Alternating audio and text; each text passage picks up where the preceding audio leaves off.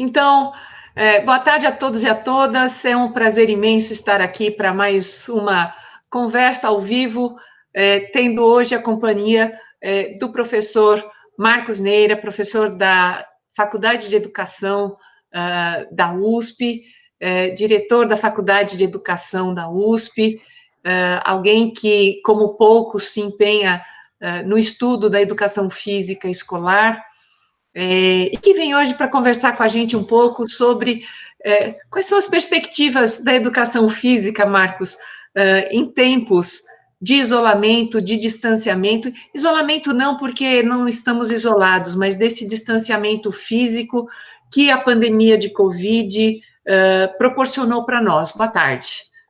Boa tarde, Kátia. Então, boa tarde aí todo o pessoal do Olimpiar, o pessoal do GEL.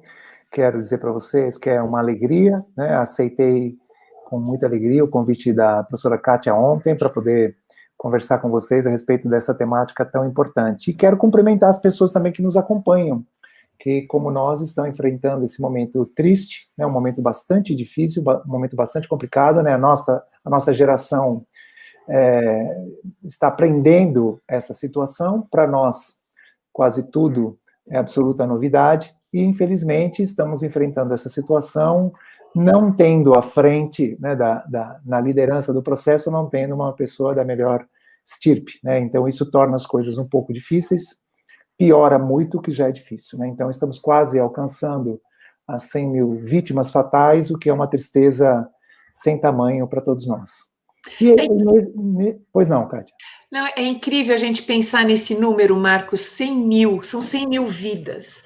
E eu lembro que quando tudo começou e havia essa perspectiva de chegar a esse número, e se falava que não, isso, imagine, né? Imagina 100 mil mortos, isso é um absurdo, isso é um exagero, e estamos aqui agora às portas deste número, considerando que são 700 mil mortes no mundo, ou seja, nós representamos uns 7/8, né? De todas as mortes do planeta. Isso é inconcebível, não? É muito ruim, né, Kátia? Eu tenho me manifestado publicamente a respeito desse assunto, porque quando a pandemia estava, a epidemia ainda, né, estava situada na China, e a gente olhava de longe e já se assustava, né, com a quantidade de pessoas que estavam sofrendo, né? Então, nós tínhamos tempo para nos preparar, né? E faltou das nossas autoridades, né? Faltou uma precaução, uma preparação, uma programação. Para nós, indo para o assunto de hoje, né? Para nós que estamos nas escolas, nas universidades, nas instituições de ensino, nós saímos praticamente da noite para o dia, né? Nós tivemos exatos 5 dias para dar conta de tudo. É evidente que ninguém se programa, ninguém se prepara, ninguém se organiza em 5 dias. E também saímos e nos faltou informação, porque nós não supunhamos que iríamos permanecer tanto tempo nessa situação. Então, claro, as escolas estão desassistidas, as escolas estão despreparadas. Ainda hoje, nós soubemos aqui no município de São Paulo, né, nós soubemos que a prefeitura vai fazer uma compra de máscaras e de álcool em gel, né, e de protetores faciais, ou seja, isso já era para ter sido feito há muito tempo, né, e nós, países vizinhos, né, ao nosso, adotaram medidas preventivas com bastante antecedência e conseguiram, não, claro, eliminar o problema, mas conseguiram ao menos diminuir o problema, né, então, que fique de lição, né, para a nossa sociedade, que a gente possa pensar de modo diferente numa próxima ocasião. E agora, claro, tentar minimizar as perdas, né, de qualquer forma. Uhum. Marcos, a educação física é uma das disciplinas que sofre com todo esse processo dentro da escola de uma forma ainda mais sensível, não é? Porque a criança em aula de educação física, ou o jovem em sala de aula, em sala não, mas no espaço da aula, é alguém que está em movimento. E sabe-se que uma das questões que provoca, né, a multiplicação do vírus é todo aquilo que envolve a pessoa que se movimenta, né? Então, é a respiração, é a transpiração, e isso leva a uma demanda por parte da escola, dos professores e dos alunos. Alguém está pensando isso? Certo. Como é que se está pensando esse possível retorno que não seja apenas mantendo a distância e pensando no movimento sem executá-lo? Então, acho que são várias questões, e eu vou falar bastante influenciado pelo que eu tenho acompanhado dos nossos colegas que atuam na educação básica, que estão bem próximos a gente, né, o pessoal que trabalha no nosso grupo, e também olhando para o futuro, né, olhando para um momento que é importante que fique bem claro para todo mundo, aquela ideia que nós tínhamos, né, e chamávamos de normalidade, e as aulas sendo desenvolvidas daquela maneira que todos nós conhecemos, aquilo vai tardar muito a acontecer. Ou seja, isso não vai se resolver com uma vacina, e mesmo existindo a vacina, quando logo, logo, né, ela existirá, mesmo nesse caso, nós teremos que prosseguir com medidas de proteção, né, com medidas de biossegurança. Então, que nós tiremos rapidamente da cabeça que daqui a pouco a gente volta e as aulas vão poder voltar a ser. Não, durante um tempo grande nós permaneceremos ainda com um grupo bem reduzido de crianças e jovens nas escolas, embora já se saiba, há estudos sobre isso, né, que a criança ela não é um vetor, da mesma maneira que os jovens entre 20 e 40 anos, embora já se saiba isso, há todo um contingente de pessoas que estão na escola, né, que estarão na escola, professores e professoras, funcionários, os profissionais da educação, as famílias, as pessoas que trabalham com os veículos que fazem o transporte das crianças, né, aqui em São Paulo nós temos as vans, o transporte escolar, né, então todas essas pessoas, elas se contaminarão, é óbvio, né, então nós teremos que adotar outra maneira de pensar a educação física escolar. Aquela ideia que a gente teve e que é defendida por muitas pessoas, né, gente? Então, nós não vamos aqui discutir concepções de educação física, mas aquela ideia que a gente tem e que é defendida por muitas pessoas, que a educação física é a execução motora, é o momento da vivência corporal, e sem isso não existe educação física, é importante que a gente passe a pensar de outra maneira, né? Ou seja, é muito importante que a gente conheça propostas de educação física, concepções de educação física, que tematizam as práticas corporais, permitem às crianças, né, acesso a saberes importantes sobre as práticas corporais, mas que não são restritos, saberes que não são restritos às vivências, ou seja, talvez as aulas de educação física, certamente elas acontecerão, mas elas acontecerão num outro formato, de uma outra maneira, com outras conversas, discussões, atividades, né, e também com outros efeitos para as pessoas. Você consegue imaginar que efeitos seriam esses, Marcos?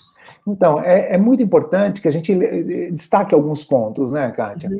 A educação física é um componente curricular que está inserido na área de linguagens e códigos. E isso já faz bastante tempo. Isso não foi uma criação dos parâmetros curriculares nacionais, como às vezes a gente vê por aí, né? Isso já está na organização do currículo da escola há bastante tempo, só que nós não sabíamos direito como fazer isso. Nos últimos anos, as pesquisas nos mostraram, e os trabalhos efetivos nas escolas nos mostraram, que as práticas corporais, elas são textos da cultura, ou seja, os grupos culturais revelam o que pensam, o que sentem, as suas visões de mundo através da gestualidade, através da linguagem corporal, que elas se materializam em brincadeiras, danças, lutas, esportes e ginásticas.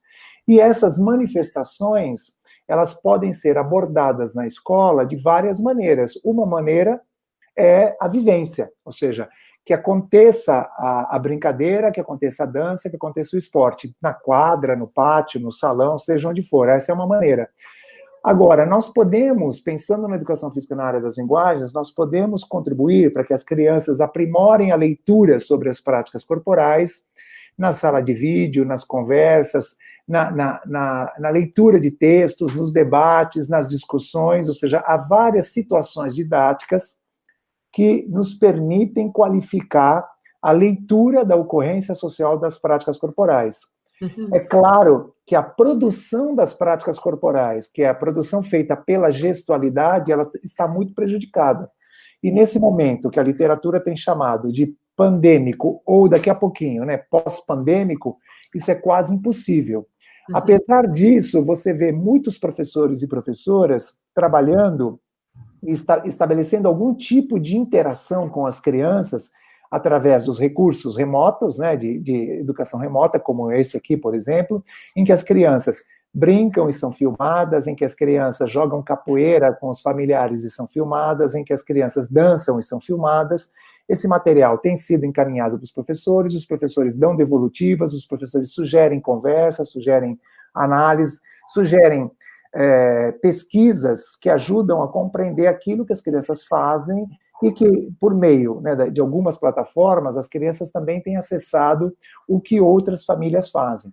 O que nos leva a pensar, né, Kátia, e de novo, né, é impossível não remeter a isso, esse compasso de espera que o poder público ficou, né, de, não, isso vai se resolver, nos prejudicou muito, nós, professores e professoras, porque os recursos para fazer um trabalho com melhor qualidade, eles poderiam ter sido providenciados, né? Ou seja, nós poderíamos ter tido acesso à internet gratuita, convênios com as empresas que fabricam os equipamentos poderiam ter sido feitos, nós poderíamos ter usado os canais de televisão aberta, né, em alguns horários para que esses assuntos acontecessem, e nós poderíamos ter feito chegar até as mãos das famílias materiais que pudessem ajudar nesse trabalho, né? Eu não estou dizendo transformar pais e mães, avós, tios, irmãos mais velhos em professores, mas subsidiá-los, né, com isso. E isso não aconteceu, ou aconteceu, é verdade também,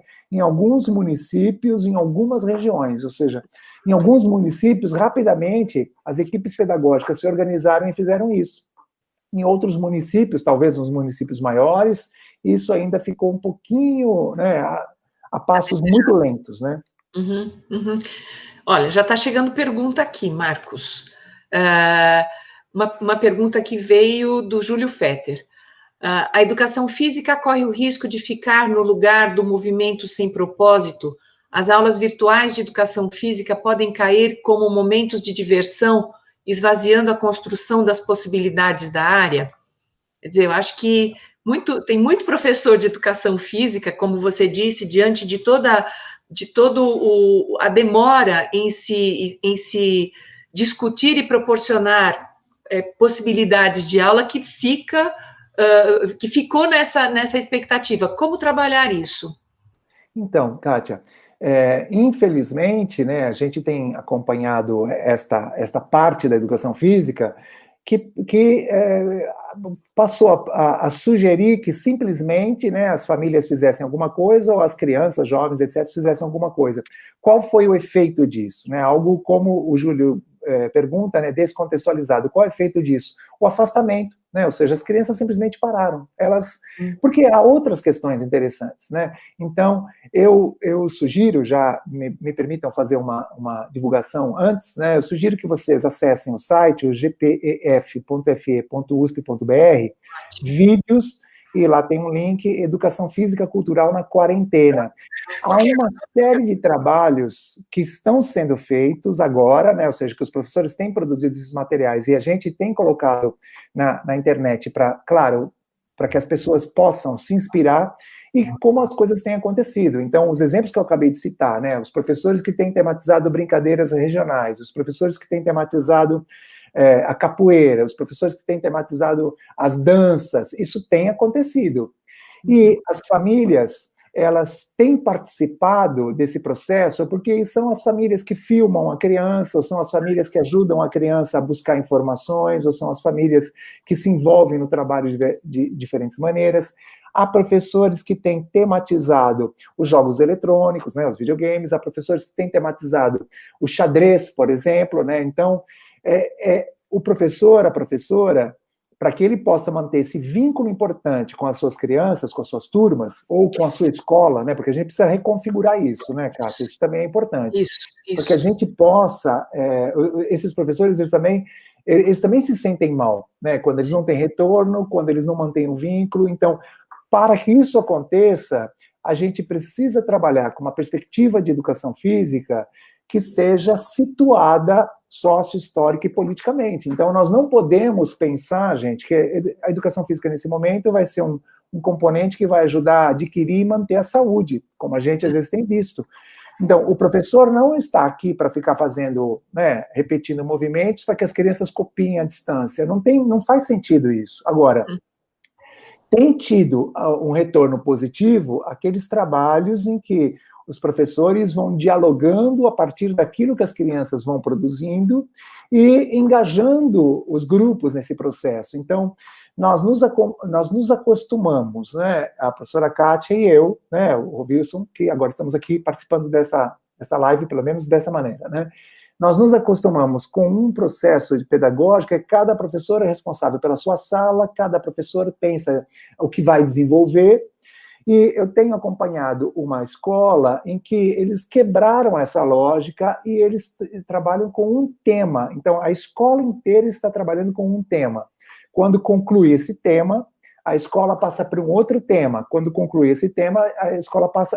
Então, são todos os professores engajados, né, na produção de experiências, situações, porque nós também temos, né, Kátia, professores com recursos muito diferentes. Os professores também estão enfrentando a pandemia, né, gente? Porque às vezes dá uma ilusão, né, de alguns setores da nossa sociedade, que os professores estão isentos. Não, os professores estão em casa, né? Daqui a pouco, provavelmente, os nossos cachorros aqui vão começar a latir desesperadamente, atrapalha todo esse processo. A família pedindo a janta. Nós precisamos romper com a ideia de que as atividades têm que acontecer de modo síncrono, nós precisamos romper com a ideia que cada professor é responsável pela sua turma, que cada professor vai avaliar a sua turma de uma certa maneira, né? Ou seja, a gente precisa, que eu tenho defendido bem essa ideia, bastante essa ideia, a gente precisa reorganizar o currículo da escola, né? Ou seja, neste momento, não tem lógica a gente trabalhar com aquilo que a gente vinha fazendo. Nesse momento, a gente tem que definir outros temas e trabalhar com outros temas, ou seja, com os temas que são possíveis neste momento, né? Isso vale, né, Kátia, para todas as disciplinas, não só para a educação física, né? Certamente. Uma coisa que você fala e que me remete, Marcos, é a relação das pessoas com o seu espaço, não é?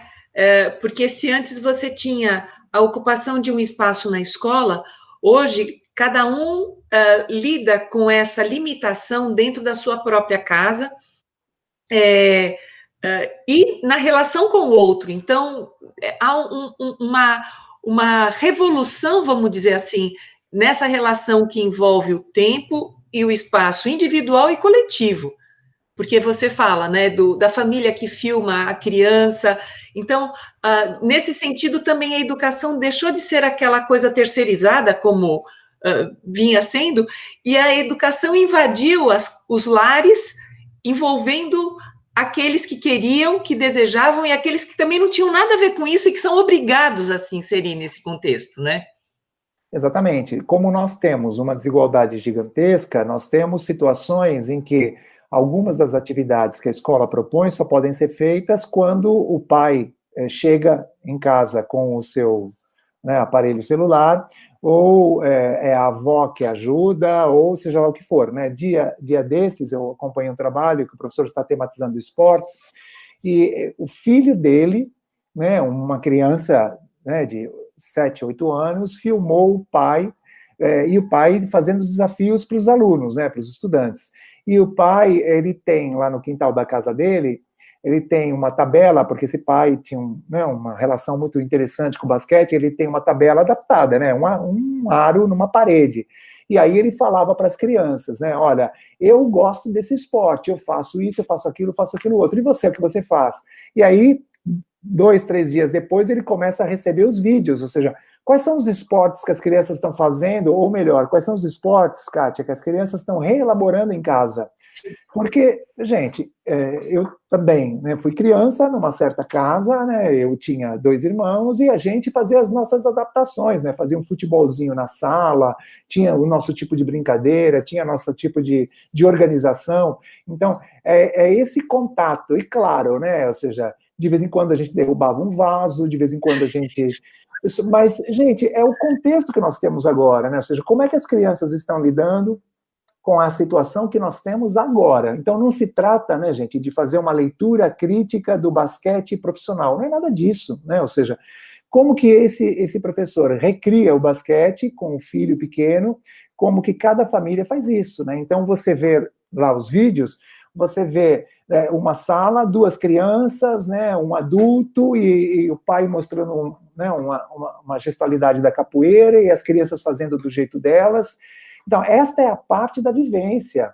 Mas, e a capoeira vem de onde? Quem são as pessoas que jogam capoeira? Qual é o sentido que a capoeira tem hoje, né, para a população brasileira? Como é que ela já foi num outro momento? Todo esse tipo de exercício pedagógico, de tarefa pedagógica, vai ajudando as crianças a entenderem.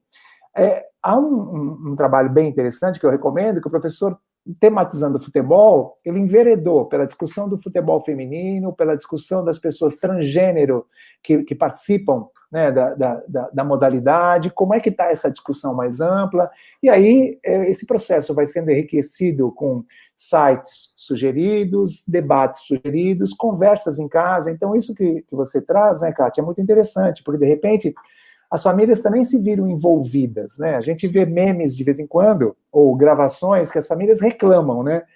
Ora, mas as famílias, pelo que eu tenho visto, né, gente, as famílias gostam de conversar como foi a sua infância, quais foram os seus brinquedos favoritos, quais são os brinquedos que as crianças estão brincando agora, do que as crianças estão brincando agora, como que as crianças lidam com esses brinquedos, o que esses brinquedos significam para as famílias.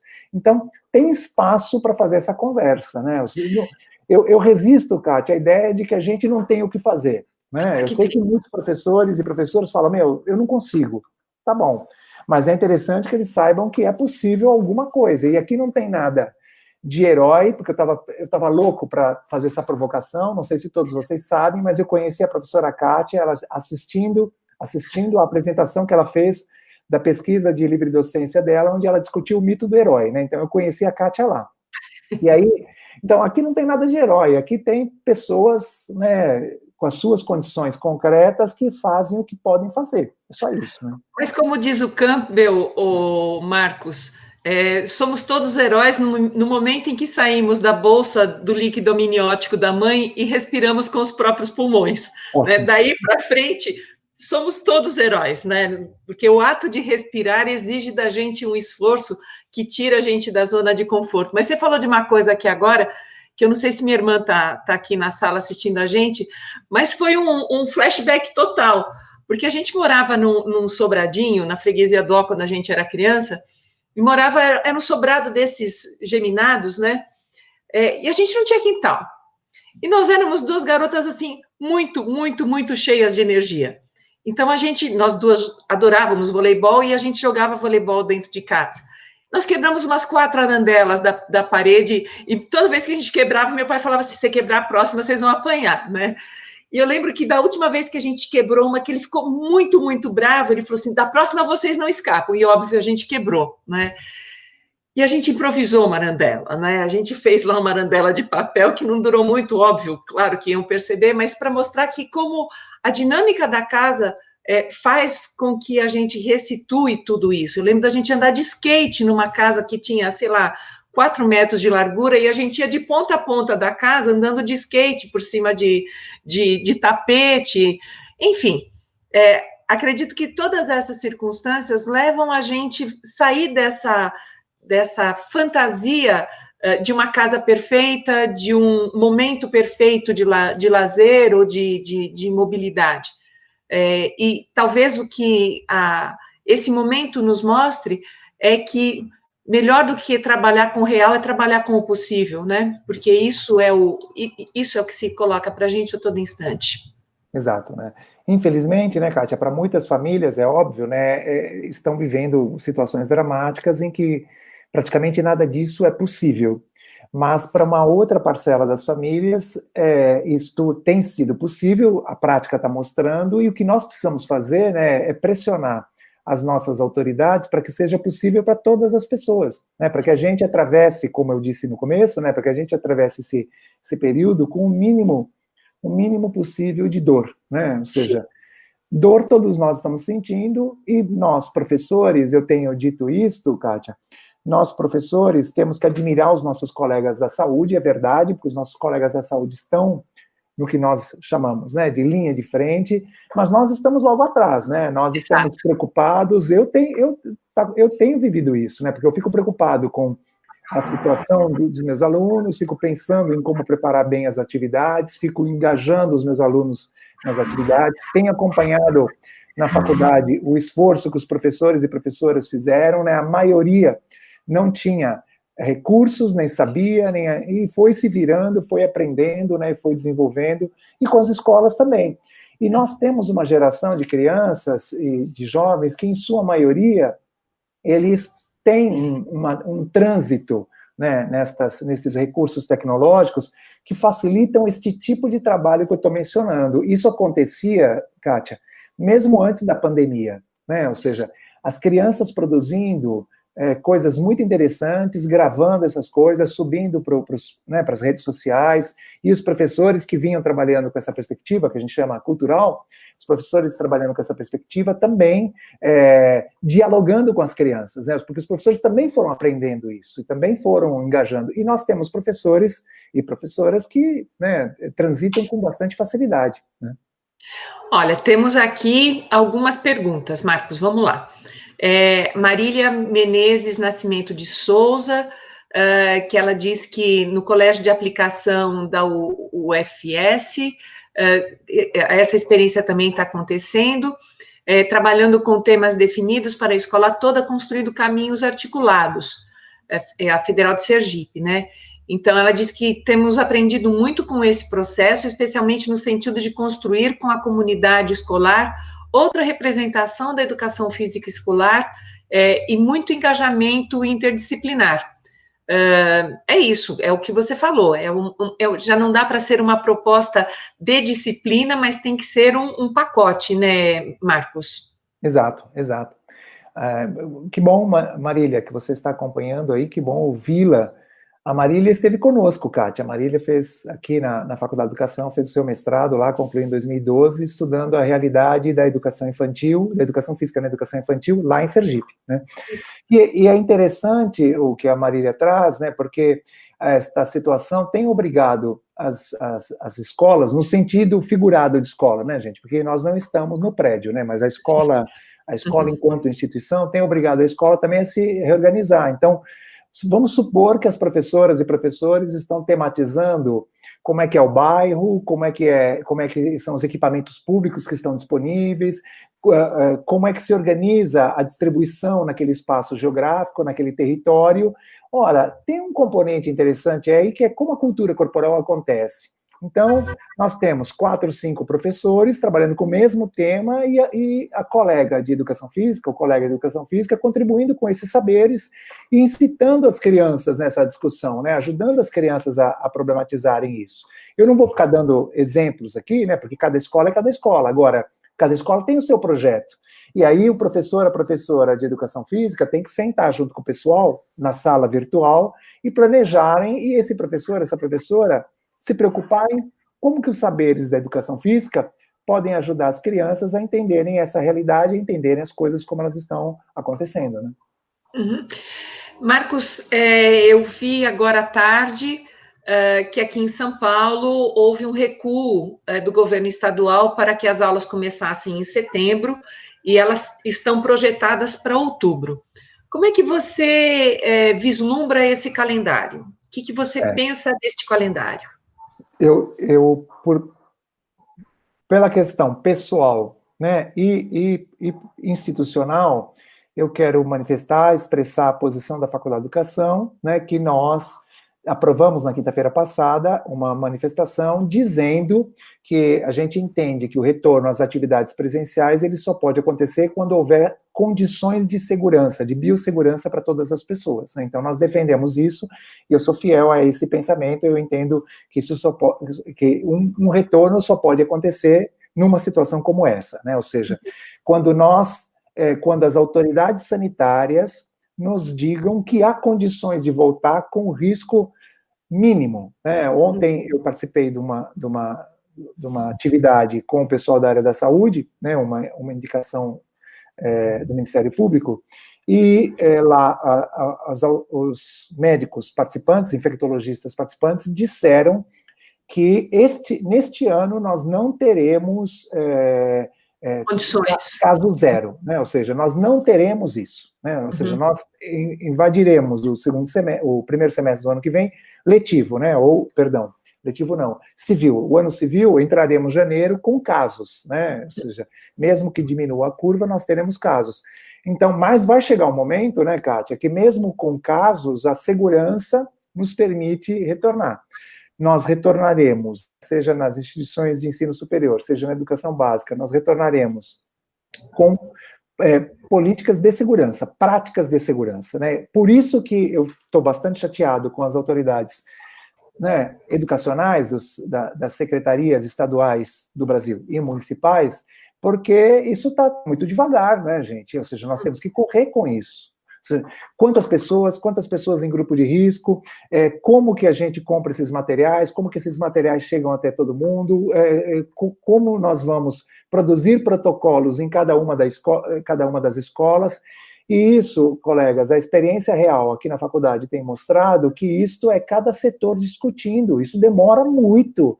E você precisa fazer pesquisa, você precisa entender como funciona a pandemia, você precisa entender quais são as medidas de proteção que você tem que adotar. Então, só num caso como esse, Kátia, ou seja, com o índice de contaminação bem baixo e com todas as medidas de proteção, e mesmo assim não será com 100% dos estudantes e dos professores e funcionários. Nós trabalharemos, num primeiro momento, com grupos muito reduzidos.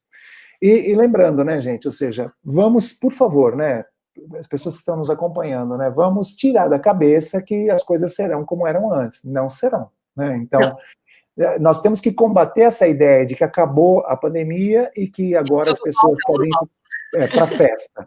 Não podem, gente, não podem. Nós temos que permanecer o máximo de tempo em casa e quando sairmos, temos que sair com segurança. Com máscara, álcool em gel, etc. E aí, né, Kátia, mais uma vez, né, o poder público ele é responsável por garantir essa condição em todas as escolas, em todas as famílias. Então, a gente precisa continuar, né, com apoio econômico, né, para as famílias, e a gente precisa também dar autonomia para as escolas nesse sentido. Então, Kátia, eu entendo como equivocada a consulta às famílias, né? Ou seja, ou a responsabilização das famílias. As famílias não podem ser responsabilizadas por isso, gente, porque vocês colocam, ao fazer isso, né, as autoridades colocam a família entre a cruz e a espada, né? Porque ela se muito vê... liberalismo, né, Marcos? Porque aquela coisa assim, a responsabilidade é toda sua. Exato, né? Ou seja, se você mandar o seu filho, né? A gente viu alguns documentos circulando aí na internet, né? Se você mandar o seu filho, você assume toda a responsabilidade. Ora, gente, a partir do momento que a criança entra na porta, isso qualquer pessoa sabe, né? A partir do momento que a criança entra pela porta da escola, aquela criança está sob responsabilidade da escola. Não é assim, né? Ou seja, a gente não pode responsabilizar as famílias. Né? É contraditório, não faz sentido, né? Sim. Nós temos aqui o Renan, manda um grande abraço, diz que ele tem saudade das aulas da USP, e ele pergunta a sua opinião quanto ao material de educação física do Trilhas de Aprendizagem da Prefeitura de São Paulo. Então, Renan, muito obrigado. Você deve imaginar, né, que eu tenho acompanhado, né, eu entendo que é uma tentativa de fazer chegar até os professores, né, e até as crianças algum tipo de subsídio, né, e isso era necessário, né. Agora, como cada professora vai lidar com esse material, que espécie de leitura ele vai fazer? Eu vi que o material faz menção, né, ao mapeamento, faz menção à ressignificação, aprofundamento, ampliação. Então, eu penso que é uma condição para o professor fazer, mas é uma possibilidade, mas não se esgota, não é só isso, né? Cada escola é cada escola, né? Então, a rede municipal, ela é muito ampla, ela está situada em comunidades muito distintas e ela possui também professores e professoras com trajetórias muito diferentes. Então, a última coisa que a gente pode pensar é em padronizar, né, comportamentos, procedimentos ou práticas pedagógicas. Longe de nós, né, pensar nisso, eu confio bastante nos professores e nas professoras, né. Uma questão que está vindo aqui da Elisa Barcelos é exatamente isso, né?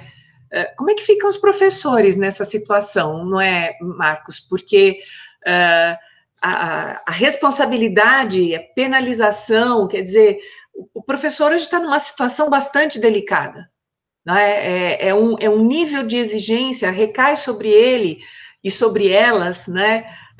Uma carga de cobrança indevida, e que parece que, assim, nós também que somos professores ficamos nessa posição, nós temos que responder a tudo isso como? Então, Kátia, a primeira coisa a lembrar, né? Nenhum curso de licenciatura preparou os professores para uma situação como essa. Nenhum, né? É claro que esta situação nos obriga, né? Nós agora, né, Kátia, na condição de formadores de professores e professoras, nós agora precisamos pensar nisso, né? Então, o que nós aprendemos nesse período? Que ninguém suporta as aulas, né, 2 horas e meia de aula ou 50 minutos de aula que sejam, né, desse formato. Né? Então, nós tivemos que pesquisar materiais, produzir materiais, selecionar adequadamente. Precisamos lembrar que as crianças, jovens, adultos, idosos, elas também estão em condições difíceis. Então, de repente, né, como eu disse, né, gente, foram exatos 5 dias úteis, né, porque nós saímos numa sexta-feira à noite, que foi a notícia do governo do estado de São Paulo, do governador, e nós tivemos uma semana para nos preparar. Então, em 5 dias úteis, você não torna um programa, um currículo, ou um professor, uma professora que trabalhava num formato... você não consegue. Então, eu penso que esses quase 150 dias que estamos nessa situação, né, pouco mais de 120 dias que estamos nessa situação, nos ensinaram, né, algumas coisas. Agora, claro, pesquisas precisam ser feitas, compreender bem esse fenômeno é uma necessidade, e não dá para dizer que o professor não sabe ensinar, né, e não dá para dizer que o professor e a professora são os responsáveis por isso. Não. Todos nós estamos vivendo essa situação, cada uma do seu modo, uns sofrendo muito, né, outros sofrendo um pouco menos, a depender das condições, mas nós precisamos encontrar alternativas e ninguém, né, a Kátia já disse que todos somos heróis, então eu vou dizer, ninguém é mágico, né, essa alternativa não sai do nada. Eu preciso conversar com os meus colegas, eu preciso ouvir os meus colegas, eu preciso aprender com os meus colegas. Vejam bem, gente, eu aprendi com um colega nosso da faculdade que falou, toda vez que você liga a câmera, você está contra a janela, então a gente só vê um vulto. Eu aprendi isso com o meu colega, porque ele me disse isso, né? Então, olha onde nós estamos, né? Então, há pessoas que têm recursos um pouco melhores e uma experiência um pouco melhor. E claro que essas pessoas entraram em ação mais rapidamente, as outras precisam, talvez, um tempo maior. E aí, né, Kátia, uma questão complicada. As secretarias estadual e municipais, eu estou falando aqui da nossa realidade, Estado de São Paulo, né? Elas também se acanharam, né? Porque elas poderiam rapidamente ter pensado em ações formativas com esse espírito, e não estou falando atividades remotas, não estou falando isso, transformar os professores em youtubers, não disse isso. Elas ou poderiam... robôs, pior ainda, né? Ou robôs, pior ainda. Ou robôs, né? Eles poderiam... rapidamente, né, as suas equipes pedagógicas pensar em alternativas, informar os professores, fazer chegar os materiais até os professores, de tal maneira que os professores também se sentissem um pouco mais empoderados a fazer, porque muitos colegas não querem se expor, né, muitos colegas têm receio, muitos colegas também têm as suas restrições a esse processo, então esses colegas, né, que tipo de atividade eles podem propor? Porque alguns municípios, Kátia, que tem zona rural, eles simplesmente, desde o primeiro momento, eles abriram mão da atividade pela internet. Então, eles fizeram chegar materiais impressos às famílias, e eles produziram orientações para que as famílias... E você vai me dizer, mas há famílias que os pais não são letrados. Exato. É isso? Então, nesse caso, como é que se deu a interação? Quem que foi um áudio? Foi uma informação de boca em boca? Ou seja, como é que a gente faz chegar? Não é a mesma coisa, ninguém aqui está tentando tapar o sol com a peneira, né, fingir que o problema não existe. Quando nós voltarmos às atividades presenciais, nós precisaremos conversar com as turmas, com as crianças, né, com as salas de aula, entender como elas viveram esse processo e precisaremos reorganizar o currículo. Então, se a gente não está reorganizando agora, teremos que reorganizá-lo lá na frente, né? Ou seja, nós vamos ter que fazer isso. Gente, não dá para fingir que nada aconteceu e a gente continuar do mesmo lugar que parou, de modo algum, né? Sim. Olha, tem chegado aqui umas reflexões bem legais, Marcos. Primeiro deles é assim, o Estado, com E maiúsculo, né, tem procurado a universidade para ajudar nesse processo, ou ainda a gente tem esse distanciamento entre nós aqui na universidade, produzindo conhecimento, e a sociedade, porque esse embate que a gente viveu intensamente nesses últimos anos mostrou a sua fatura nesse momento em que a sociedade precisava de uma resposta urgente para as questões. Como é que você vê isso? Nós temos, eu acho que uma excelente questão, né? Eu quero colocar duas coisas, né? Nós estamos vivendo um momento em que o discurso científico, né, ganha evidência, ainda bem, né? E nós estamos cobrando procedimentos amparados na ciência, perfeito, né? Ou seja, tínhamos vivido há meses atrás um processo de negacionismo, né? E agora nós estamos vendo a importância da universidade, a importância da produção de conhecimentos. Conhecimento científico não é só na universidade, né? Mas a importância da ciência nesse processo. Ótimo. Agora vamos para o outro lado. Quando vocês me ouviram falar nisso, certamente vocês estão pensando em como funciona a curva, etc. Beleza. Só que e as ciências da educação? Né? Então, de repente, né, gente, todo mundo se transformou em professor da noite para o dia, né? Ou seja, colegas nossos, né, que não têm a sua trajetória ligada aos conhecimentos da educação, de repente se viram reproduzindo as mesmas aulas que faziam na sala de aula, se viram reproduzindo essas aulas através da internet, né? Então, calma. Nós não temos pesquisas suficientes sobre ensino remoto na educação básica, mas nós temos muita pesquisa sobre ensino remoto ou educação à distância, são coisas separadas, né? Mas conhecimentos que as pesquisas sobre educação à distância, no ensino superior ou na formação continuada, estão disponíveis esses conhecimentos. Então, a gente precisaria, aí sim, por isso que a pergunta foi bem colocada, né? A gente precisaria que o poder público, né, o Estado com E maiúsculo, também fosse à universidade, ou seja, interagisse com a universidade, querendo saber o que já existe de conhecimento nesse campo, para que pudesse ser feito, né, para que esse conhecimento pudesse ser apropriado na hora de reelaborar as propostas. Isso não aconteceu, ou pelo menos não houve nenhum contato oficial, né, da Secretaria de Educação com a Faculdade de Educação, isso não aconteceu. Muito pelo contrário, o que nós vimos foi o Conselho Estadual de Educação, que sim, tem um grupo lá de pessoas, né, bastante competentes, produzindo normativas, produzindo orientações, o Ministério da Educação também. Ora, mas as pesquisas de ensino, porque, gente, não existe pedagogia só na escola, né? Existe pedagogia em outros espaços também, ou seja, e as experiências da pedagogia social, será que elas não poderiam ter sido apropriadas? E as experiências da educação em contextos de reclusão, em contextos os mais variados, existem pesquisas e experiências, isso poderia ter sido melhor aproveitado. Então, o que a gente vê, né, Kátia?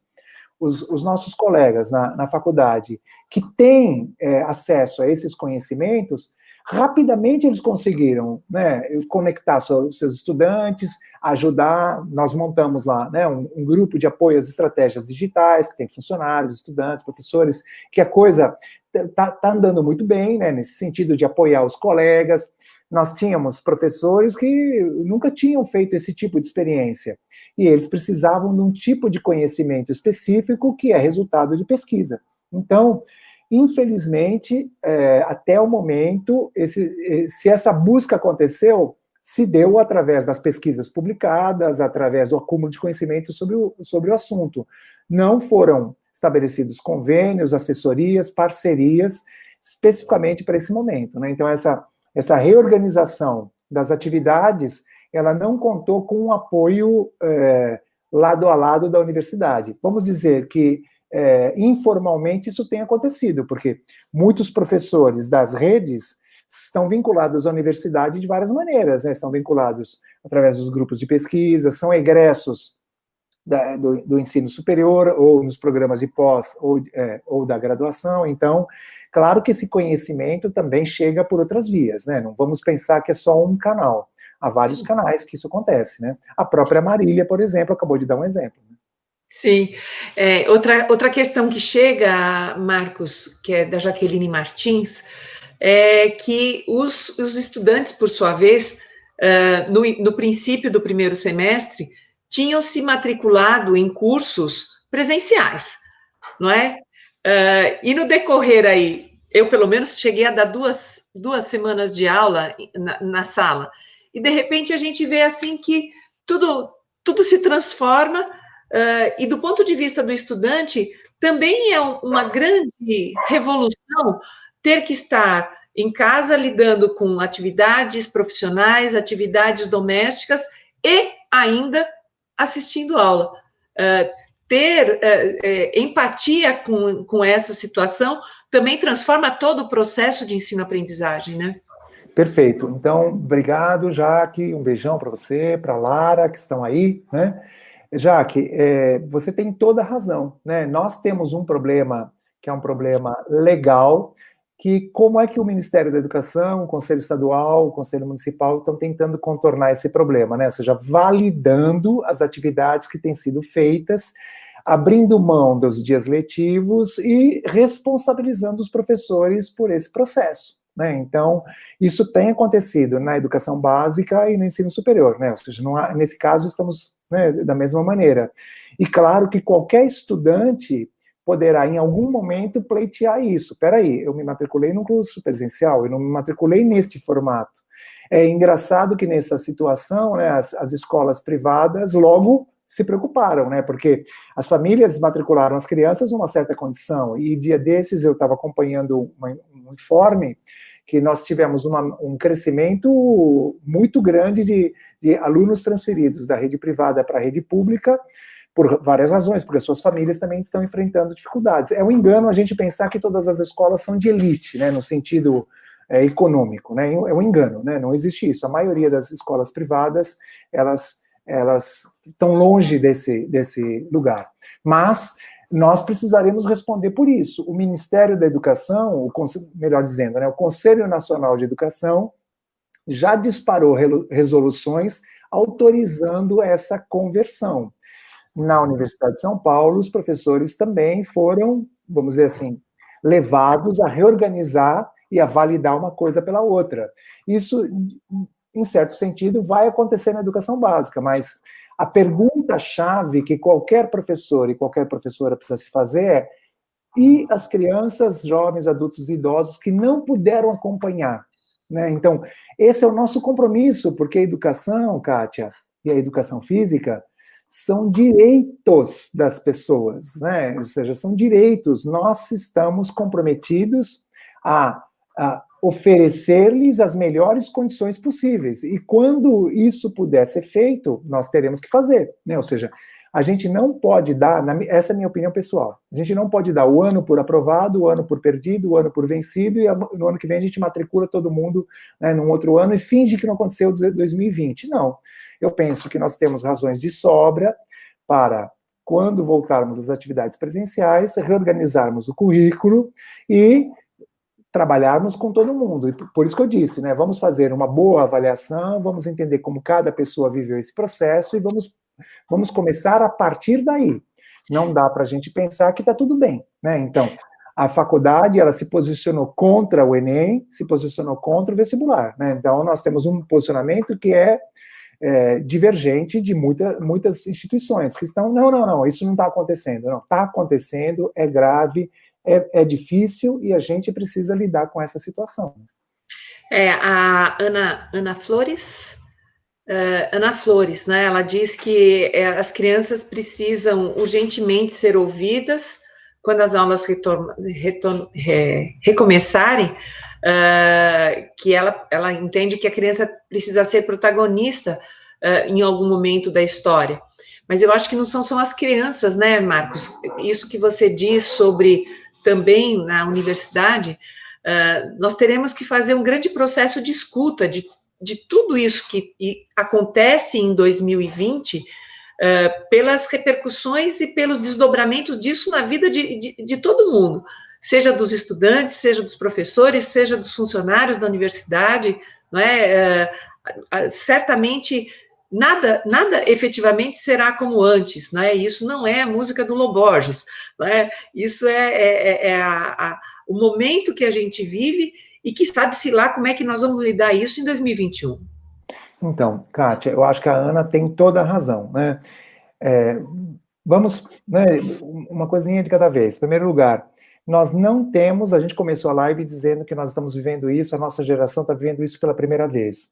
Mas, gente, catástrofes e conflitos, muitos outros países já viveram, tudo bem?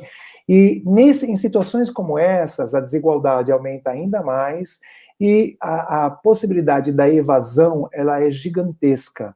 Então, nós precisaremos, e aí eu não estou dizendo, quando eu digo nós, fica parecendo que somos nós os professores, né? Nós, o poder público, né? Ou seja, nós, os profissionais da educação, nós que estamos agora nas escolas, né? Nós precisaremos fazer uma busca ativa, ou seja, tentar localizar essas pessoas, onde elas estão, o que aconteceu com elas, etc, etc, etc, né? Nós sabemos que, felizmente, o índice de mortalidade na pandemia, né, durante a pandemia, das crianças, ele é reduzido, é bem reduzido, felizmente, né? Então, nós não vamos perder as nossas crianças, né? Nós teremos as nossas crianças. Agora, talvez algumas crianças não voltem, sobretudo na educação de jovens e adultos, a possibilidade, né, porque as famílias se desestruturaram, as famílias sofreram um choque muito grande. Então, na educação de jovens e adultos, nós vamos perder muitos estudantes. Então, é importante que as políticas públicas cuidem disso também. Vocês percebem, né, gente, que eu estou sempre batendo nessa tecla, porque a gente acaba pensando que o professor, Kátia, de novo, né, é o herói, que o professor vai salvar o mundo, e que o professor vai fazer tudo sozinho, e depende da qualidade da aula. Gente, não é nada disso, ou seja, nós precisamos cobrar, né, das nossas autoridades estas condições. Então, que as condições sejam dadas da vacinação, da segurança, da proteção e também da busca das crianças e também do apoio às famílias para que as crianças e os demais grupos possam voltar à escola, né? Então, ouvir as crianças é fundamental, ouvir as famílias é fundamental, ou seja, nós vamos ter um período de escuta, a Ana está certa, ou seja, as crianças voltam para a escola, quando chegar esse momento, nós vamos ouvir as famílias, vamos reorganizar aquilo que a gente tinha pensado e nós só poderemos começar, entre aspas, né, a conduzir as atividades pedagógicas a partir do momento que a escola, de posse dessas informações, a escola decide o seu caminho. E Kátia, como nós temos, né, escolas muito distintas, né, as escolas da região central de um jeito, da região periférica de outro, da zona rural de outro, as escolas que atendem as famílias de passagem de uma maneira, né, as escolas que estão situadas nas comunidades de outra maneira. Então, como nós temos muitas realidades, é importante que cada realidade tenha autonomia e condições, né, para realizar o seu projeto pedagógico, que precisará ser revisitado, né, que precisará ser repensado. Outra questão que surgiu essa semana, Marcos, foi a privatização do ensino infantil, né? Quer dizer, isso é assustador, é absolutamente assustador neste momento. Como é que você vê essa questão nesse momento específico que a gente está vivendo? Isso, né, Kátia, essa discussão já está há algum tempo na educação, e um pouco antes de começar essa catástrofe, né, o atual governo estava vendendo essa ideia, olha lá os cachorros, né, do voucher, né, e do apoio à educação, da terceirização, né, da privatização. Então, situações como essa são oportunidades para esses oportunistas de plantão. Ou seja, enquanto ser humano, agora vocês vão me perdoar, né, porque eu vou soltar minha língua, enquanto ser humano, não dá para aceitar que tem gente desviando recursos e, né, corrompendo e sendo corruptor, né, corrompendo e sendo corrompida, no que diz respeito aos aparelhos para respiração, aos insumos, à alimentação, ou seja, gente, quem é essa pessoa, né? Que tipo de pessoa pode pensar numa coisa dessas, né? Que as não outras dá para dizer pessoas... que é pessoa, né? Não dá nem para dizer que é pessoa, né? Ou seja, E pensar numa situação como essa, né, que agora vai passar uma boiada, né, como disse o outro, né, ou seja, pensar que em situação como essa, o poder público, né, ou os interesses privatistas vão se aproveitar de uma situação que nós estamos separados, né, fisicamente, que a nossa condição de resistência está menor, que as famílias estão desesperadas, aproveitar uma situação como essa para desenvolver ações de privatização, olha, gente, isso é um crime, né? Isso só pode ser um crime e tem que ser julgado o mais rápido possível. Mas, por incrível que pareça, né, Kátia, sempre aparece aquela voz que vai dizer, não, mas então isso vai ser melhor, ou isso é melhor assim, porque o Estado não vai dar conta mesmo. Ou seja, quando o Estado se auto-enfraquece, né, de forma proposital, né, porque há interesses por trás, né, aí abre espaço para que essas vozes circulem e sejam ouvidas, valorizadas, né. Então, nós temos que combater, a nossa categoria profissional tem que combater isso, porque nós já estamos ouvindo, né, o homeschooling, já estamos ouvindo que então é melhor, né, pegar os sistemas, né, que tem pacotes herméticos, né, eu estou dizendo os sistemas de ensino, né, os pacotes herméticos, ou seja, as pessoas aproveitam o momento, né, os oportunistas de plantão aproveitam o momento para esse tipo de ação, que, claro, né, e esta ação, ela prejudica as pessoas, né, ao contrário do que as pessoas pensam, né, que isso vai melhorar a qualidade, não. As experiências realizadas no Brasil e fora do Brasil, gente, só mostram, né, a queda na qualidade. Dentro da nossa cidade de São Paulo, nós temos isso. Né? Quando você compara uma instituição de educação infantil conveniada e uma instituição de educação infantil, que nós chamamos, né, da rede direta, com profissionais concursadas, com condições, né, efetivas de trabalho, com pessoas bem formadas, etc., você vê que a qualidade é outra, né? Bom, nosso tempo está chegando ao fim, Marcos, é muito rápido, o tempo passa muito rápido quando a gente se diverte, né? Mas vou fazer mais uma pergunta aqui, que é da Juliana Marconi, que ela pergunta se não seria possível pensar num currículo com a divisão por ano, sem a divisão por ano. Né? Se essa circunstância que a gente vive não leva a pensar nessa possibilidade. Então, Juliana, existem muitas experiências no mundo afora, né, de salas que a gente chama de salas multisseriadas, né, onde não há divisão por ano ou não há divisão por idade, né. Infelizmente, algumas pessoas pensam que vai ser, então, uma fileira para o primeiro ano, uma fileira para o segundo, uma para o terceiro, e cada um com uma atividade. Não, são crianças, né, de faixas etárias diferentes, tendo experiências ao mesmo tempo e uns ajudando os outros. Então, nós temos escolas em escolas quilombolas, escolas indígenas ou escolas profissionalizantes, etc., que não trabalham nessa lógica. Aqui na Prefeitura Municipal de São Paulo, não sei onde você reside, Juliana, aqui na Prefeitura Municipal de São Paulo nós temos algumas instituições de educação infantil que também são grupos multietários, né? Eu falei multisseriadas, me equivoquei. Grupos multietários. E o processo vai. Por incrível que pareça, né, a divisão e a correspondência ano-idade, ano escolar, né, ou série escolar e idade, ela é nova na história da educação. Né? E a gente acaba pensando que tem o primeiro ano, o segundo ano, e naturalizou isso. Isso é novo quando você olha a história da educação, essa segmentação por anos foi uma forma mais eficaz de controlar as crianças, mas é novo, e experiências com turmas multietárias, elas podem trazer resultados muito interessantes, sobretudo nesse primeiro momento, né? Então, acho que a Juliana nos convida a pensar que nesse primeiro momento a gente poderia trabalhar de outra maneira nas salas de aula. Não sei que escola você trabalha, mas nós temos experiências do tipo que algumas atividades são desenvolvidas nas escolas com grupos multietários, e as crianças curtem, as crianças gostam, as crianças ajudam as menores, as crianças aprendem com as mais velhas, porque você agora é o mais novo, mas daqui a pouco você vai ser o mais velho daquele grupo multietário. Então, existem elementos muito interessantes. Claro, se a gente tiver aquela visão, né, de currículo como passo a passo e de currículo como etapa E você só pode ir para a etapa seguinte se você for aprovado na etapa anterior.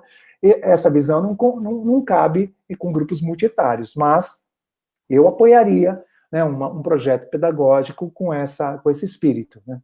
A Juliana é professora em São Caetano, Marcos. E pelo que você fala, então, viva a zona de desenvolvimento proximal e viva o Vygotsky, né? Olha, como deve ter gente que é partidário do meu campo teórico, eu nem vou falar viva, senão depois vão falar, eu não vou falar viva. Eu reconheço, valorizo, né? Mas não vou falar viva. Tá certo, então. Marcos, muito obrigada, né? Acho que foi uma hora de troca e de oportunidade de ouvir, porque, embora a gente esteja próximo, a dificuldade do momento leva a gente a parecer tão distante. Então, entendo que esses formatos aqui de produção levam a gente a refletir, socializam, né, uma discussão que normalmente a gente fica num ambiente mais fechado. Ó, o pessoal está dando risada aqui do teu posicionamento diante do Vygotsky, viu? Mas, desculpem, gente, eu não domino todos os campos da discussão, então eu fico com aquilo que eu já conheço, né? Tá certo, tá certo, tá certo. Mas, muito obrigada pela oportunidade, obrigada a todo mundo que nos acompanhou até aqui, e vamos pensar em outras dessas, com outros temas, porque acho que vale a pena a gente poder fazer desse limão aqui que transformaram a nossa vida em muitas coisas gostosas, né? Que não precisam ser só doces, mas que também o azedo também cai bem, né?